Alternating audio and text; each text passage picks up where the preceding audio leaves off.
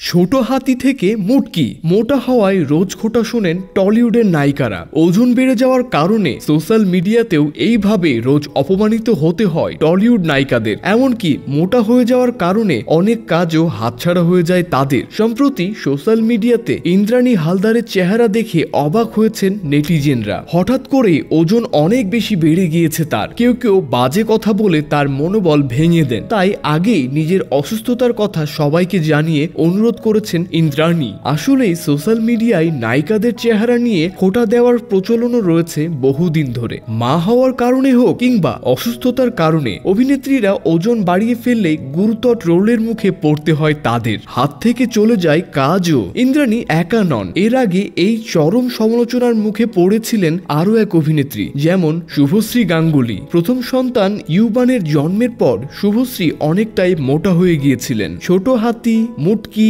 মুঠিয়ে গিয়েছে, এরকম আরো অনেক কথা শুনতে হয় তাকে। তবে খুব তাড়াতাড়ি ডায়েট এবং শরীর চর্চার মাধ্যমে আবার আগের চেহারায় ফিরে পান শুভশ্রী। এনা সাহা, টলিউড অভিনেত্রী এনা সাহাও হঠাৎ করে অনেকটা ওজন বাড়িয়ে ফেলেন, যদিও এই নিয়ে তার কোনো হতাশা ছিল না। অভিনেত্রী তথা প্রযোজক এনা তার চেহারা নিয়ে খুবই খুশি। তিনি একটি ফটোশুট করেছিলেন প্ল্যাকার্ড হাতে। তাতে লেখা ছিল, শরীর নিয়ে কটাক্ষ করে লাভ নেই, আমি নিজেকে নিয়ে যথেষ্ট আত্মবিশ্বাসী। এরপর আবার লিপ জব নিয়েও অনেক কটাক্ষের মুখে পড়তে হয়েছিল তাকে, যদিও সেই সবে বিন্দুমাত্র কান দেন না অনামিকা চক্রবর্তী। মোটা হওয়ার কারণে কোথাও কাজ পাচ্ছিলেন না বাংলা সিরিয়ালের জনপ্রিয় নায়িকা অনামিকা চক্রবর্তী। এখানে আকাশ নীল খ্যাত অভিনেত্রীকেও ফিরিয়ে দেওয়া হচ্ছিল বারবার। রোগা না হলে নাকি স্ক্রিনে মানায় না, এই কথা বলে বারবার ফিরিয়ে দেওয়া হচ্ছিল তাকে। আসলে এখনো ইন্ডাস্ট্রিতে বিশ্বাস করে রোগা মানেই সুন্দর,